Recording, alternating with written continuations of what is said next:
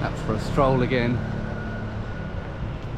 Trying to find a wine shop because I'm too mean to pay hotel wine prices. Strange to think you come across when wandering the back streets of Monaco. I could swear that's a cider press. Over here, Nicolas, which is the object of my afternoon stroll. That was very successful.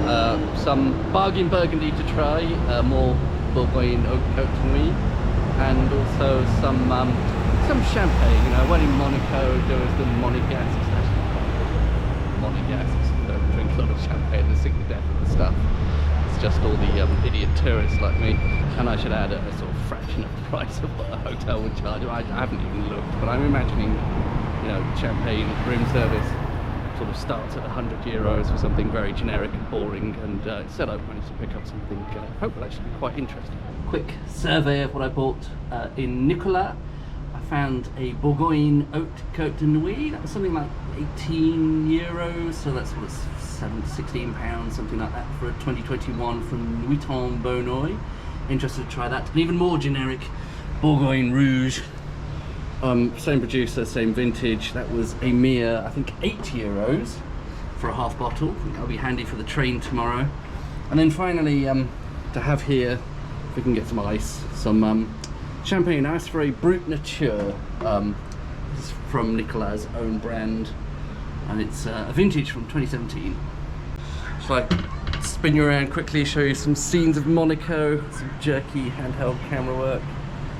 It's the Mediterranean over there, the perpetual construction site that is Monaco. In the other direction, habitually a English sparkling drinker, partly because I like this sort of high acidity, zingy style, the sort of no rules, Wild West, do what you want ethos of English sparkling. Obviously a bit hard to find in Monaco. I've got a feeling I heard you can buy night timber in one shop here, or at least that was the case some time ago. But anyway, I thought, you know, should give champagne another throw of the dice. Sorry for the wobbling the camera here. Oi. I mean, compared to the prices of room service wine, which actually was something like €85 for a Prosecco, no thank you. This is a comparative bargain. So what are we getting? A sort of bit of candied lemon peel there, slightly sort of bitter lemon notes as well.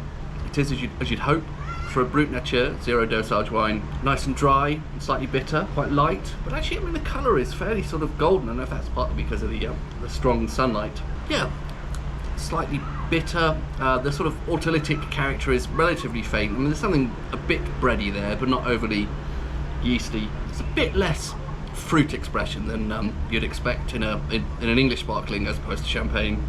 We're getting fruit-like characters, but not a clear expression of any one fruit. It's not obviously lemony, obviously green apples.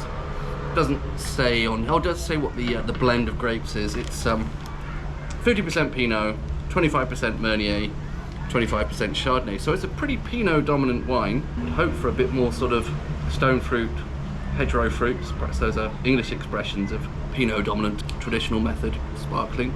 Yeah, it's not bad. It's a little drier in the sort of, I don't mean in the acidic sense, just in the lack of sweetness, the lack of fruit expression. It's a different thing. I probably shouldn't be comparing apples to oranges there, but certainly drinkable. I went and read the producer Nicolas' own tasting notes for this champagne.